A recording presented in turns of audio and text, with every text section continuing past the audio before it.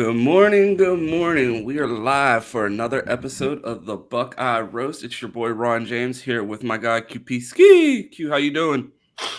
I'm alive, man. I'm alive and I'm here.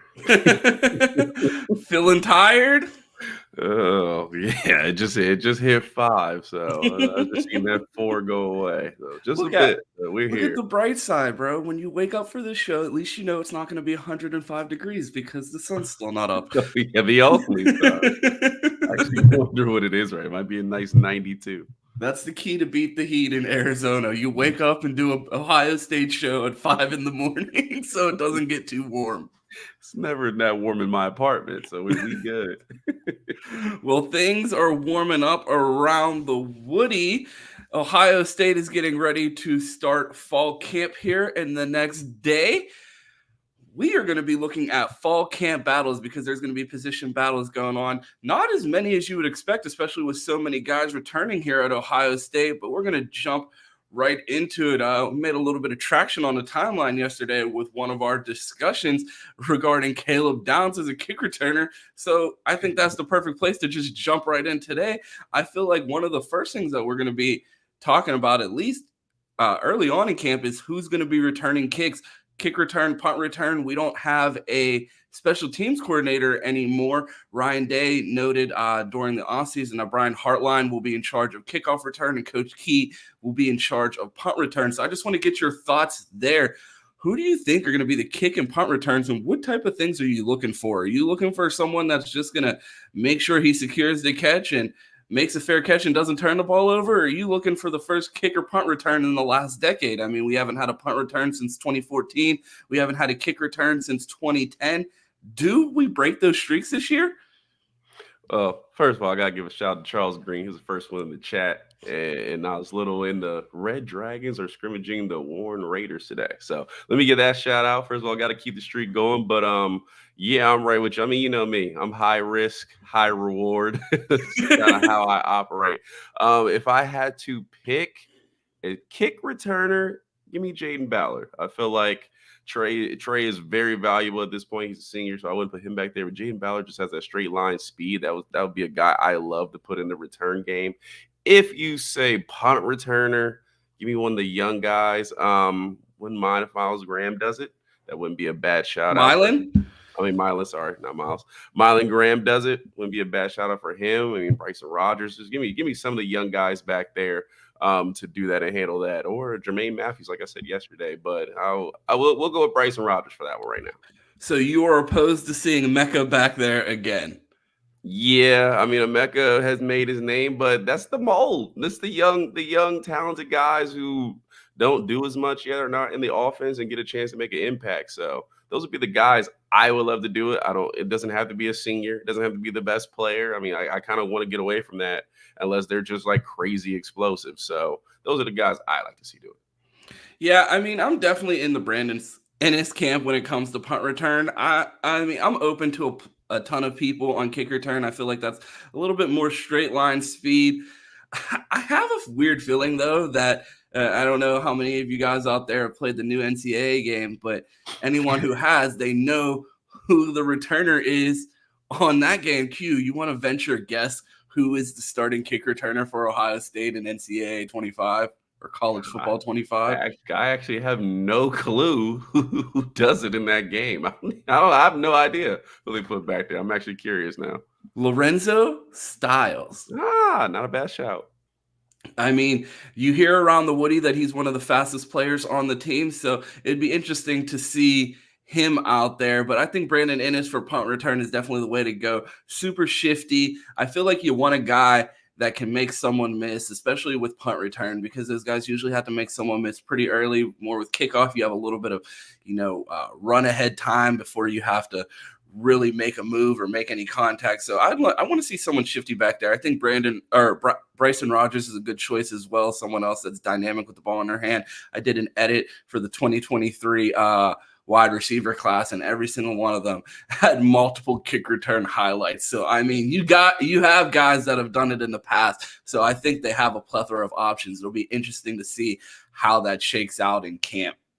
Yeah. How do you like the distribution of roles in special teams. It also says that Matt G is going to be focusing on punt, and Laurinaitis Yeah. is handling kickoffs. Do you like that delegation of roles now that we don't have, Hall of Fame coach Parker Fleming on in our special teams? I mean, it's really hard to replace him. So these guys got a big shoes to step in. At least it's delegated, and we know how it's delegated, so we know what impacts who. I mean, that is very important. But I don't mind it. It's one guy doing a specific job, and the special teams is so important. Urban Meyer used to really handle hit himself, and he would be out there and make sure everything was running properly. Ryan Day is not quite that invested, but it seems like he'll be a little more, and he's delegated to guys who he thinks can do the best job. So I like it balancing a little more, and it puts the team emphasis on special teams.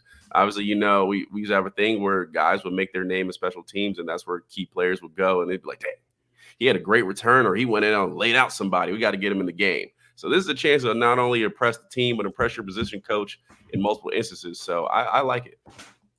Agreed. I definitely like the separation of roles. I like that he spread it out across the staff, and you don't have one person overwhelmed with taking on a second, I guess, position coach role. Because I mean, for years we were paying hundreds of thousands of dollars for not a kick return, not a punt return during Me their for entire propaganda. tenure. Just special teams penalties and missed field goals and big games, bro. That's all we got for $500,000 a year. We lost one of our biggest ads. Parker Fleming is no longer here. I That's what missed I'm those saying. They're checks, making the man. job harder. These shows that get a lot more difficult to write when you don't have Fire Parker Fleming penciled in as a segment every morning. I miss my dinner money on weekends. I'm going to Oh move man. on to the offensive side of the ball, man. We've talked about this position a couple times. I know we haven't been on on the stream too often, but we've definitely discussed right guard a ton this offseason. And coming into spring, we thought that this was going to be an open position battle. And the closer and closer we get to fall camp, it's feeling more and more like Carson Hinsman is a done deal at right guard. Do you think this is going to be an open battle in camp, or do you think Carson Hinsman has this locked up at right guard? I hope it's open battle as it always should be. I put a graphic up, and can you grab it for me, of a guy who really needs to start to make his name on this offensive line, and that would be Luke Montgomery. As we talked about it, he's a guy who we've had a lot of hype. We've talked about not getting linemen through the door, and he's one of the guys who he's extremely talented. He's Oh wow, they might have skipped on that graphic. We might have got cheap. But but Luke Montgomery's a guy. He's a top 100 recruit. He's a guy that we've heard a lot. He's coming up, but it's time to see him and see if he can make a name for himself. I do think it will be Carson Hinsman at the end of the day. But Luke Montgomery is a guy who you would love to crack that rotation and see if, like, okay, he deserves playing time, or he's a guy who's around the team that's making a name for himself, where guys are like, yeah, Luke's gotta play. So he's got to make a run for it, but I think it will be Carson Hinsman at the end of the day. Are you confident in the depth if we do see the younger guys not get a chance this year? If we were to see any unforeseen injuries on this offensive line, do you feel like we're equipped to handle it? I feel like in years past, we've always said an injury to the offensive line could be a death blow. We saw what it looked like in the Cotton Bowl this past year with Enoch at right guard. Are you more confident in the depth that we have on the offensive line this season? I am more confident. You pretty much bring the roster back. So all those guys who you said weren't ready last year, I mean, you're paid to have them ready this year. So that excuse no longer flies. So I like the depth where it is. I'm sure they can mix and match. I mean, like I said, Hensman used to play center. I was about to say tackle. No, he didn't. He's a center. Now he's playing guard, so he can move around. There's a couple guys on this offense who you can move around. Like I said, Donovan Jackson, he can play tackle. There's a lot of guys you can move around, and young guys coming up who should be ready to play. So I'm confident where the depth is right now. Yeah, I mean, when we were talking about this show, we talked about, I mean, there's not that many position battles with so many people returning. And you look at the offensive line, another case where you have, you're returning three starters? Yeah, four. Yeah, Three. really four. Yeah, four technically. I mean, when you bring in Seth and then you're just sliding one over. So, I mean, not much opportunity there on the offensive line. So even if you don't see one of the younger guys push for one of those positions. I don't know how much of a concern it actually is because the offensive line is returning so much. Yeah, I'm not worried about it. Like I said, I think this will be a good offensive line, regardless of who starts. You just want your talented young players moving up. I mean, you saw Alabama; they had a freshman starting at tackle. Like the young guys tend to get in there pretty quickly. You saw the same thing as Georgia with Ernest Green, another guy we were in on. So when you get the players you do, you got to make the most of them. And those are the times where you take advantage of. We won that recruiting battle. We may have lost a bunch, but we won this one. But it really doesn't matter if you never get them on the field. So. But I'm confident where his offensive line will be. But I'm hoping for battles. I mean, that's always a good sign that multiple guys seem to be ready to play for that position. I'm looking at the chat and I keep seeing a name that's next up in the notes. It's like they have the outline in front of them and they're reading ahead of me. A lot of talk in the chat about Tegra Shabola. I'm kind of hoping for Tegra to finally play up to his potential. That guy looks like a star. Time to play like one. Are you Nice. surprised by what seems like the lack of battle at right tackle? It seems like a foregone conclusion that Josh Fryer has that position locked up. You know, we heard the hype on Menace the other day. People around the Woody are happy with the body transformation that Josh Fryer showed over the offseason. They feel like he's a lot more athletic and more fit this year. Do you expect a jump at right tackle from Josh Fryer because it doesn't seem like a position battle this year? Oh, they read my mind because I did put together a graphic for Tegra. So I know we have that one. There he is. So Tegra Chibola. Yeah, highly talented guy, top 50 player really in there. And like they said, he looks ready to go. I am not surprised by the hype. It seems like every time we have a guy who's been around for a while, when that position is questioned going into the offseason and going into camp, you start to hear some hype about it. It's like CJ Hicks finally learned how to play football. Oh, really? Like, convenient. Look at that. So but I will buy the hype. Josh Fryer, another year to develop. It seems like he's got his body right. I've seen him every week on Dudes of the Week, just over there throwing weights around. So let's hope he increased that tackle because you talk about it. If Josh Fryer is playing well at right tackle, really it's down to quarterback of as this team goes. And I'm pretty sure with Will Howard and Devin Brown, somebody's going to be there and do just fine. So I am surprised it's not a bit of a battle with the talent Tegra has. And I'm hoping to hear more about him as camp goes. It's something like at camp, we're not hearing about him going in, but as camp starts tomorrow, it's like, oh wait, Tegra looks different. He might be challenging for a position. So that's what I'm looking for. Yeah, man, you always want to see battle, and especially a guy as highly touted as that, you know, you want to see him be able to get on the field. You want to see him develop. I mean, I know expectations were sky high for Tegra, and a lot of people thought by year 3 he would be starting. But if he's not starting because Josh Fryer has just developed to a point that he can't beat him out, I mean, we have this discussion a lot on the channel. Do you want recruiting or do you want development? And it's like, well, I'm greedy and I want both, but whatever it takes to get someone confident enough on the field to win us a natty and give us natty level play, I'll take it. I don't care if it's a 5-star or a 3-star that's turned into a draft pick. I'm cool with either one. Man, I will take as many battles as possible. The not being able to beat people out thing in this program has gone to an all-time high where no one can beat anybody out, regardless of draft stock, pro potential, play on the field. No one can beat anybody out until they leave. So this offseason, I'm just fingers crossed that either that hype is truly real or these guys have developed that much to where nobody can beat them out, and it's warranted. No losing jobs. We write our depth charts in blood around here, buddy. Yeah. Sign with the devil. I'm like, damn.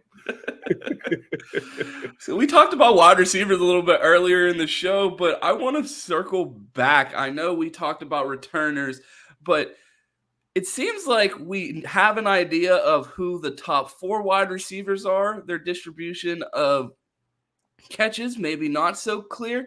But I wanted to ask you, who do you think the next wide receiver in the game is after the 4 that everyone's already assuming? I mean, and just as a refresher, I mean, most people believe that Jeremiah Smith, Emeka Ibuka, Brandon Ennis, and Carnell Tate are going to be your primary 4 within the rotation. Who do you see being the next guy up in that rotation? Yeah, Ryan Day had named some guys to talk about at Big Ten Media Days. I mean, the guy I'm looking at is Jaden Ballard. Yet again, I think he started in the spring game. He's a guy that kind of fits the chip mold of, this guy's really fast. Like, I might have to do something with him. So I think he's the next in the game, followed by Bryson Rodgers. I think those two are kind of going to be 5 and 6 if I was projected right now. Both extremely talented. I think those two guys offer something that maybe is not quite around the lineup a little bit. I mean, we got a good mix of talent. I think those guys have good special traits. I mean, Bryson Rodgers is a smooth receiver, guy who's seemingly went to spring ball and just started to take over. And Jaden Ballard, I mean, no one runs 24 miles an hour besides Jaden Ballard. So I don't know. Hand him the ball. Like if he can't catch, hand it to him, toss it to him, sit him on a sweep or reverse, which we did see in the spring game. Any way to get him the ball and get him some open space. So I think those are the next. I'll give you the two. Those are the next two guys up after the first four. You sure you haven't been playing college football 25 talking about jet sweeps in here? That's the most broken play in the game. Q's like, maybe we should run some of those. Some creativity around here. I was watching a pod the other day, and they were making fun of Ryan Day. They're like, you don't see too much you don't see them mix it up too much in the run game. Their biggest wrinkle in the run game is a jet sweep that everyone can see coming. It's like you're excited to see what Chip Kelly can do with that offense and if he can make the run game more dynamic and unpredictable, especially when podcasters are able to say, I can see the jet sweep coming from a mile away. Is that the new stretch the boundary? I don't think that play is going anywhere. Yeah, everybody was like, oh, Chip's over there. That's the sideline.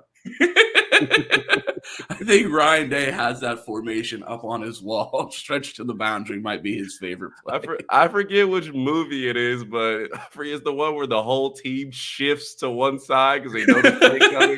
I can just imagine defense is doing it now where it's field goal block on the right side. Like, Ryan, should we switch this? Nope, man. Send it to the boundary.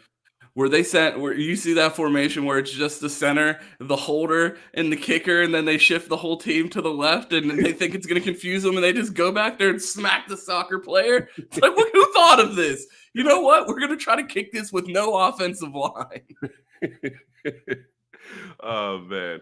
So hopefully we got Chip in, man. We're gonna get some diversity this time. Diversity higher. We need some diversity on this offense. We need DEI. So let's go with it. Another question regarding the wide receivers. I was looking at the stats yesterday, and our fifth leading receiver, like actual receiver, not pass catcher, was Xavier Johnson last year with 178 yards. Yeah. Do you think wide receiver 5 on this roster will crack 200 yards this season? You've heard a lot of talk from Ryan Day in the offseason regarding this wide receiver rotation and playing the depth. Do you think that they're going to go deeper than their 3-man rotation that they say every year they're going to go deeper than? But then crunch time comes and we only see 3 guys out there. Well, since we basically have 4 this time, there's really not a lot of balls to go around. But the 2 guys I did mention, they're explosive players. I can see Ballard or Rodgers taking a slant and just like, oh, they're out. So I'm gonna hedge my bet. I will say the 5th receiver will crack 200, and I think the top 4 it's gonna be spread out there because I think they bring different things. So I think Jaden Ballard or Bryson Rodgers will either take a slant, catch a deep ball, something like that to get over that mark, especially with the first 5 games we have here. And hopefully in these first few games, man, they make a name for themselves where it's like we go to Oregon and you got to play. You got to put that a little extra. I don't think Ryan Day put that out there that he's looking at Kojo, Bryson, and Jaden Ballard for no reason. I think it's definitely there for a reason. And he's like, look, we might have to play, I don't know, 20 games with his college football now, 25 games going into the early summer with the new playoffs. So I think those guys got to be ready, and I think they are going to play. So I will take over on the 200 yards. I'm going to go under just because when you take a look at the distribution of passing yards last year, a lot of them were concentrated on Marv. Emeka was hurt, and he was still the second leading receiver with only 500 yards. So I was looking at the stats yesterday, and I'm like, I don't know if they're going to be as pass happy as they were with Kyle. Now that we have potentially Will Howard as the starter, Chip Kelly, a guy that's very dynamic in the run game and very multiple with his looks. It had me questioning, are we going to see less pass yards? And if we weren't able to get there last year with XJ, we have a more solidified 4-man rotation.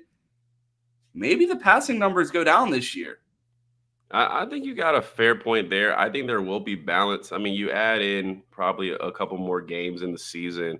I think Ryan Day is going to have whoever starts at quarterback ready to toss the ball because he's looking down at our wide receiver recruiting. Like, I got to keep these guys coming in. I can't have another year where you got Miami like, yeah, Kyle's going back. You don't want to go there. Like, that's absurd at Ohio State just in general. So I think the passing numbers or the opportunities will be there, and I think these guys can make plays. Obviously, you got to just give these guys the ball in space and hope for the best. And I think we have enough guys to where they can make a guy miss, they can make a play. And I truly believe with Chip walking back in, the playmaking is back at Ohio State. It's felt a little dormant if we had a guy or we maybe had two that can turn and make somebody miss and go. But I really feel it's coming back. So I'm a bet on that this season. The playmaking is back at Ohio State. Put it on a t-shirt, man. Playmaking is back. We got a question from our guy Jordan here that I wanted to get your thoughts on. What position group would be most impacted the most by a single injured player? Is it the running back room? That's a fair point. I think it is. I think if you want this dynamic duo in these two, that's where you can't lose one because then you're looking at a veteran putting a lot of snaps on their body. And Quinshon Judkins came here for a reason. He didn't want to run the ball 14,000 times in one season. He wanted to balance it out. So I think that is the one. I think every other position, if you lose a guy, you're like, the next man up. Really across this team, maybe other than punter, because apparently that's the best player on the team according to Cam. But besides that, yeah, I would go running back room next. Yeah, man, I agree, but I'm hesitant there because I mean, if you saw the media day pictures, it looks like James Peoples has been eating dumbbells in the Woody. Like that does not look like a freshman. And while you don't want to see one of the guys in the dynamic duo go down, I think you would be significantly more worried in years past when you have a true freshman back as that third guy, especially if you have any type of injury. But with a guy like James Peoples and the speed that he has, and then his athletic build already as a freshman, he looks ready to play to me. I mean, Ron, does that really surprise you that he looks like he's been eating weights? That's the Mick protocol, man. Everybody's in the program is going to look like they've been bodybuilding for a living after a Mick spring, especially the first one. I just want to know if guys can still move. I think I made the joke that Jeremiah Smith in year 2 was going to look like the defensive end from Baylor that one year. I forget his Sean name. Oakman. Yeah, he looks like Sean Oakman in year 2, so get used to him now. We're gonna be getting DK Metcalf style Jeremiah Smith pictures in the next year. It's gonna be like, does he play D end or a receiver? Both. I'll say pretty much, but no, I mean that's a good shot. I think the young guys about mid-season, especially James Peoples being the highly recruited one, seeing the one that he's next up ready to play. I think he'll be ready later in the season, but I think these running backs that we have are at such a high level that's the one where if you knock it down and go to the next guy, it's a big difference in play. So that's where I believe we can't lose one. Agreed. I want to switch things over to the defensive side of the ball. So many guys back on the defense this year, it's kind of hard to find a position battle. I want to start somewhere less obvious than linebackers. I wanted to jump in at defensive tackle. It feels like a foregone conclusion that it's going to be Ty Hamilton and Tyleik Williams. But then the next question of who the next guys in are, I feel like it's up for debate. And we know Larry likes to rotate on the defensive line. Last year, we didn't see it as much. The year before, when 2 years ago, when Mike Hall and Tyleik Williams were on the bench, we're like, get those guys in the game. So who are your next two defensive tackles in the game after Ty Hamilton and Tyleik Williams? Oh, well, I'm hoping to see more guys in the game. Larry was a little bit limited in his rotation last year. I mean, if I point out one guy, and I don't even be greedy with two, if I point out one, I'm looking at Jason Moore. This is the freak show right here, man. Jason Moore, the 6'7", he's the basketball player. That's who I really have my eyes on. Larry Johnson said he's the prototypical 3-tech. He's going to rush the passer. He's going to cause a lot of chaos. So Jason Moore is my guy. So I will leave you the other guy to run in the rotation. But Jason Moore is the guy I'm buying heavy stock in going into camp. I see our guy Cam in the chat, so there's no way I can't say this name as a guy that we want to see in the rotation. I had an over-under with Vegas of how many minutes we would get in the show on Buckeye BS before Cam said this guy's name, and he didn't say it the entire episode. I'm not going to be able to pay rent this month because I lost all my money in Vegas on this over-under. But no mention of Hero Canoe on the first episode of Buckeye BS back this year. I mean, you would have thought he was our mascot the way we talked about him last year. That is a guy that we absolutely have to see on the field this year. 305 runs like a deer for a guy that size and can really push the pocket. Do you think that Hero can make a run at playing time this year? Oh, I think Hero will play. There's no doubt about it. And I'll throw Caden McDonald in there as well. I think all those guys will make an impact in here. And you have a nice, I say, secondary lineup. I mean, Mike Hall and Tyler did as good of a job as you can ask from two defense tackles last year. The thing this year brings is you got a good diversity of different guys in there. I mean, Hero, he's a prototype. Georgia wanted him. Everybody wanted him around the country. He's kind of the dude that walks in and you're like, okay, he's gonna play. He has all shout out to Cam. He has all the attributes you want. Jason Moore is the guy who he has the length. He's a freaky athlete. And you got Caden Saunders, who if he was 2 inches taller, he'd be at Georgia starting right now. He's got the weight, he's got the quickness, all of those. So I think those guys bring different things to the table. Caden McDonald. Caden McDonald, sorry. Yeah, I confused it before and I caught myself and I confused it after. It's 5 a.m. here, people. Don't blame me. But I feel you like turned him into a Penn State wide receiver. 2 letters off. Yeah, man. I definitely think that we have the depth at defensive tackle, and this would be the perfect year for Larry to go back into his traditional rotation where he's keeping guys fresh. And Larry's saying, I see my guys in practice every day. I know the exact amount of snaps that they can play and still give me the production that I need. And it's kind of hard to argue with. Like, you may think that these guys are going to go out there and give it their all, but I know when they get tired and how they play. So I'm going to rotate when I feel like rotating. Yeah. Are you sure, Larry? I watched Four-quarter yellow, why the fuck Cajun? I watched that Georgia game, and a couple guys looked tired that we might have needed to sub on that last drive. That's all I was saying. As long as you're sure. Oh, man. So we're going to move back in the defense and talk about probably the most highly contested position battle on the roster right now. Linebacker. So. Q, the floor is yours. Long of the days of Darren Lee flying across the field. We had athletic linebackers just out there, could defend the pass, could stop the run, do all those great things. People, we might be back. So we got a three-way battle. Cody Simon, Sonny Styles drops down, and CJ Hicks. I will go on board and say Sonny Styles was the best linebacker we had last year. I don't care what anybody says. He didn't play linebacker, but when he dropped in the box and he was next to the other two, he was running past them to catch it. He would be on the right side, ball would be going to his left. And I appreciate Q joining us today, but how dare he disrespect Tommy Eichenberg like that? Like, I got to get him out of here. I'll do the rest of the show with this blank square if bro can't show some respect around here. Best linebacker on the team last year? Best linebacker on the team last year. Bro, get out of here. Tommy, only one linebacker got drafted last year. It wasn't Sonny Styles. Okay. Maybe because he's 18 years old. Hey, let's chill with all the facts here. Tommy Eichenberg, the only linebacker drafted last year.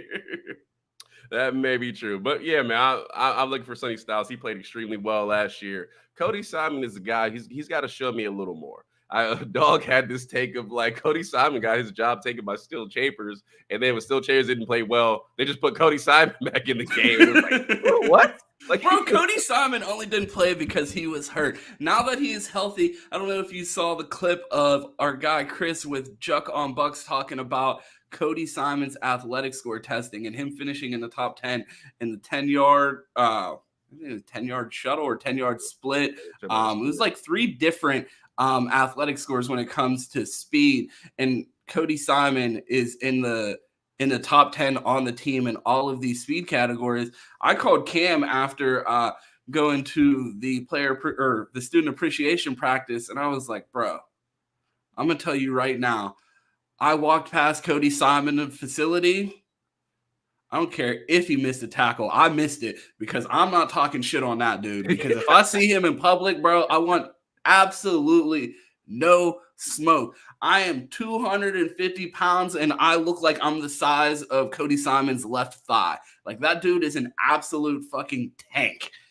So I don't doubt this athletic score testing, and I think that he's going to show people why he was a top 70 linebacker or top 70 player in his class, one of the top 5 linebackers in his class, and I feel like he's going to play like it this year. And I really don't feel like his position's too open for the battle. I feel like it's more of a Sonny Styles, CJ Hicks battle to see who's going to be on the field at will. Yeah, I agree with you. Cody's been here so long, we forget how highly rated of a linebacker he was in and how big of a win that recruiting battle was. And no one will ever complain it's Cody Simon's athleticism. I mean, I remember seeing him blitz against Minnesota, and he shot out of a gun. I was like, wow, who is that dude? I still think he has some things to put it together. My guy Doug said it in the chat. He's got to improve in the pass. I mean, when he came in, he looked like still. Could it be worse than the guy that we saw out there last year? He looked like still the Chambers Tommy Eichenberg when they passed the ball. He again looked like a guy who was like, oh yeah, he's food. And the other team realizes, oh snap, their linebackers can't cover. So I need him to improve there. But I think the influx of talent, you talk CJ Hicks, Gabe Powers is still out there somewhere. I don't know. Did you see him at practice? Because he's got to be out here somewhere. He's another top 50 player at linebacker who's athletic, all the billing. I'm expecting to see some things from him and Arvell Reese. Go ahead. I was gonna say it's crazy that you bring up Gabe Powers because honestly, when I was writing the show last night and I was when I was thinking through the linebacker position, that name didn't even pop in my head because the next person that I was thinking of was Arvell Reese. That's a name that you hear a ton about, and it seems like that might be a guy that potentially may have passed Gabe on the depth chart because when you talk about the next Mike up, Arvell seems to be the name that I'm hearing the most. I could see that with the Mike. I never looked at Gabe Powers as really a Mike, to be honest. That infamous position that we never play, that exists on this team, somehow known as the Jack. I always thought Gabe Powers would be the guy to rush the passer. He had the size. We knew he was going to grow into his body. I always thought he'd be there, but I'm thinking he's more of the CJ Hicks, get in space type position. So, but I'm expected to see some of him and Arvell Reese as well. I think both of those guys have a shout to play. I mean, you have a lot of talent in this linebacker room. It's past the point where these guys who have been here forever, they're finally out the door. And you look around, and you're like, if this is a recruiting, if you just walked in and just saw recruiting rankings all over, you're like, oh yeah, I could work with some things here. So all these guys are extremely talented, and you got to be able to do something with them. I'm hoping James Laurinaitis will rotate. That's what I want to see. I want to see all these guys play these first 5 games, and let's see what they can do. You made a great point about the depth on this team. It feels like in years past, and even with the question about a potential injury and which position room would be most impacted, I honestly feel like this is the first year since we've been covering Ohio State. We've been outside for 3 years now. As soon as we started losing to Michigan, we were like, you know what? Let's put our faces on this team. But it seems like for the first time since we've really been doing this, that there's not a position on this team where I'm worried about the starter and the fact that if they're not playing well, they're already our best option, and there's nobody that could potentially come and take that job. It feels like almost every position room on this team is loaded, and you're comfortable with the next guy being able to step up if he has to. Yeah, I would agree there. Even at safety is one of the positions we haven't talked about, but also everybody like the video while you're here. Let's get that. Let's run those up. But even at safety is another position where you see the young guys starting to come up and you're like, okay, we got a little more depth even there where we looked at like, dang, who's going to replace Josh Proctor? Than we initially thought with guys playing good ball in the spring. So I'm with you. I think all over the field, a lot of guys are popping up, and it looks like there's depth everywhere, and that's what you want. You want young guys bidding for those positions. You want camp battles, which we were talking about. You want position battles. You want people to feel like, dang, I got to bring it today. It doesn't matter if I'm the incumbent starter last year. No one is safe. So I think that's where you want this roster, and it's at a good place right now. I agree. This team is loaded, and I feel like it sets them up for a, a long season this year. I mean, we talk about with the extended playoffs, how much longer this year could be, and having this depth is going to be important. You heard Jim Knowles at the beginning of camp last year talk about he needs to do a better job of rotating guys and keeping those guys healthy for the most important games at the end of the season. And then you see Tommy Eichenberg out there during the Michigan game last year, and you're like, is he healthy? Like, is that really the best option out there right now? So, do you think that we will see a heavier rotation of guys with this overwhelming depth that we have on the team? Yeah, coaches really got to stop saying stuff earlier in the season. It always comes, or they could just stop lying. Like, say what you mean what you say. Kind of in the back. We need a deep room. Play one person. We need to be healthy. Guys, not healthy. Like it's always the opposite. I think the rotation is very important. And what I would love to see with this team is guys can come in and fill in, and we can at least be 4 deep by the time we hit a Michigan game where you can rely on more guys than just 2. I feel like coaches' trust has been a little low here. Like with Malik Hartford, they just threw him in the last game, and it was like, where was your trust to play him down the stretch where he maybe doesn't make a big mistake in the biggest game of the season? We've seen that happen a lot where guys don't play until they have to. Who's tight end that transferred? Joe Royer. We didn't see Joe Royer till Georgia. It was like, that's the first time he's hit the field against Georgia? Really? So I think we got to play depth. We got to get these guys experience. We have 5 good games to do it. And I believe if we do that, guys will be ready to play at the end of the season. Yeah, you make a good point. I mean, we have a Michigan-style schedule this year. I mean, our schedule is pretty light in the ass compared to last year's. And I mean, when you compare it, I mean, last year we broke down Michigan's roster and Michigan's schedule and how easy of a cakewalk that was minus us. And I feel like we have a similar one. I wanted to ask you something about the game. I've been playing again. I keep referencing college football 2025. That's how I'm getting my fix. The season couldn't get here fast enough, so I'm trying to get my college fix in on the video game. And something that I noticed that I want to run past you, I didn't have in the show notes, but in a few seasons, I played Oregon 3 times, and I just want to get your thoughts on the idea of potentially playing Michigan 3 times in a season if we were to meet them in the Big Ten championship and then again play them in the playoffs. It was making me think at the time that the playoff committee has to come up with some sort of stipulation where if people are scheduled to line up on the same side of the bracket, that they're going to shift them one spot and keep them at opposite sides of the bracket. And let me know if that's a crazy idea, because maybe some people are thinking, well, why would you put them at opposite sides of the bracket? Do you want to see a game for the 3rd time in the national championship? So what are your thoughts there on the potential of the game being repeated multiple times this year?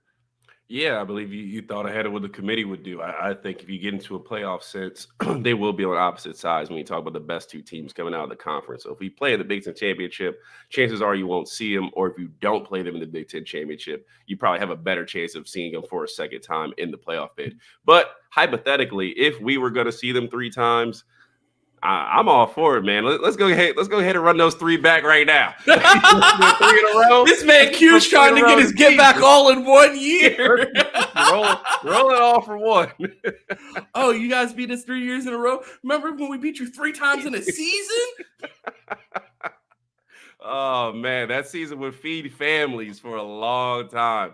But interesting, man. I don't think it will happen, but if it did happen, it'd be definitely a weird season. It's hard to beat a team 3 times. So hopefully we do not see them 3 times in 1 year, because it would be like, oh, in the Natty. Oh, that's where we pull the upset. It's like, man, just ruin my we won 2 games, but that doesn't matter. So yeah, I don't think it'll happen. But if it would happen, I mean, it would be a crazy year. Does it bother you seeing the potential 3 matchups in a year, whether it be Michigan or in this year, especially with how highly touted Oregon is? We could see a similar scenario with them. I mean, obviously not as many stakes because the rivalry with them isn't obviously what it is with that team up north, and there's no game called The Game. So, but do you think that it's going to take away from the season when, I mean, 1/5 of your season is against the same team? Yeah, I mean, I before I say I wouldn't have minded that because we remember Big Ten championships where it's like really Ohio State should be there, and we're not because they split the conference down the middle, and you got Wisconsin or Iowa or some team going in there that you know they probably don't have a good chance of winning, and we're the better team and should be playing for a right to go to the playoffs. So I can't be mad at that, but then now be mad that the two best teams in the Big Ten are going to be in that Big Ten championship. You can't have it both ways. So I No, will you take can. that. Who Huh? needs consistency? Yeah, the times I didn't ask for consistency, I can't ask for it now. So I don't think you'll be seeing a team three times. I think that is a crazy circumstances, and things tend to sort themselves out. If they go on the other side and somehow find a way to beat a Georgia or Alabama, it's like, well, damn, I guess they deserve it. But the chances of those happening, especially if they're not good enough to beat, the other team in the Big Ten, is probably not likely going to happen. All right, 40 minutes and 46 seconds. Make sure you guys timestamp that so when we're doing our third Oregon preview of the year, we can open the show with that monologue. Oh man, but I do have a question. We missed one here, and we could throw this one to the chat as well. We were talking about linebackers, and I guess you wanted to ask me, but I'll ask you: do we have an all Big Ten linebacker on the roster this season? Ron, let me know. Feed families, let me know. Get me excited. Chat, let me know as well. No. That would have woke me up. I'm still sleeping. Yeah, man, I wanted to believe it. If anything, I think it would be Cody Simon. I think you're gonna see a rotation with CJ Hicks and Sonny Styles. I don't see a scenario where Sonny, who is able to contribute, you saw what he did in the Georgia game as a true freshman, that they were so confident and comfortable getting him on the field early. I know he's changing positions and going to a different room, but you would imagine you're not going to see a five-star guy that's played for 2 years just disappear on the bench because CJ Hicks magically, after Tommy Eichenberg leaves, suddenly understands how to play football now that Steele and Tommy are gone. It's just crazy how that works. CJ Hicks just doesn't understand football. He doesn't know if he's on offense or defense. And then Tommy and Steele leave, and now CJ Hicks is the smartest, brightest, fastest linebacker we've ever seen at Ohio State. So are they going to be able to take him off the field now that he's ascended over the great Steel Chambers? I don't know, but you want to see both of those guys on the field. But I think Cody Simon's going to get the most opportunity with those guys rotating around. And even if Sonny is the starting will, I feel like they're going to move him around a lot just to find ways to get CJ on the field. I don't know. There could be an epidemic of compound V up in Columbus, and then that's how CJ Hicks started to get right. I'm gonna go with my guy Mike Green. Shout out to Mike Green, man. I ain't seen him in a long time, bro. Hope Yeah, he all was asking about super chats. We're beefing with YouTube. yeah, We'll be back in a month. I'm gonna piggyback because this is Mike Green's take, and I agree with 100%. I think Sonny Styles is the guy. If there's an all Big Ten linebacker at Ohio State, I believe Sonny Styles is him. He was one of the best players on the defense last season. Not one of the best linebackers, not one of the best safeties, one of the best players on the team last year, and a guy who should have kept getting fed snaps and should have never came off the field. I think this guy will be unleashed. And I think if I'm Jim Knowles and I'm sitting down and I'm like, okay, who's the biggest freak show I have on defense? Oh, it's not Caleb Downs. No, it's not Tyleek Williams. It's Sonny Styles here at linebacker. And I got to do whatever to get the most out of this guy before he walks out the door, because I hate to tell people, I don't think Sonny Styles is going to be around Columbus too much longer. We already got a bonus year with him coming in early. So I think he's out of this. I think you got to squeeze the orange and get the most out of this guy. And I think there's going to be a guy going for All-American awards, a guy going for All Big Ten linebacker. Sonny Styles is the guy. Great points all around. I think if Sonny does get that opportunity, he definitely has the skill set and the talent to make it happen. You'd love to see it, especially after the linebacker play that we've seen for the past couple years. I mean, obviously, Tommy Eichenberg, Hall of Famer, but you would have asked for more around him. I got one more question for you before we get out of here. A little bit off topic, but man, this has been eating away at my brain for the past couple weeks, so I gotta run it past someone. A couple weeks ago at SEC Media Day, Quinn Ewers gave an interview, and he discussed that team up north. as many of you know, Michigan and Texas will meet week 2, and the former Buckeye quarterback will be the signal caller for the Longhorns. I pose a question to you, Q. Will Quinn Ewers be the first player in the 2021 class to get a pair of gold pants? Oh man, unfortunately he will be giving them out. I do think Texas wins that game. It is funny just to see him say team up north and just see how dialed in you are when you get to Ohio State and they really just pound it into your mind. I mean, he's only here for what, a semester, and he still hasn't got rid of it. Kind of. It was already on message boards like halfway through October that he was considering transferring. He remembered one thing, and that was they don't say Michigan at Ohio State. So I think he will be the first person to get the hypothetical gold pants or burnt. No, I think should we send him a pair? I mean, we can. Let's hit the local. Let's hit Etsy, see what we can find. And hey, Quinn eBay. Give us your PO box. You can put it in. You can put it in your Lamborghini right here. So right on the mirror. So yeah, I think he will be the first one to get it. Unfortunately. Yeah, man.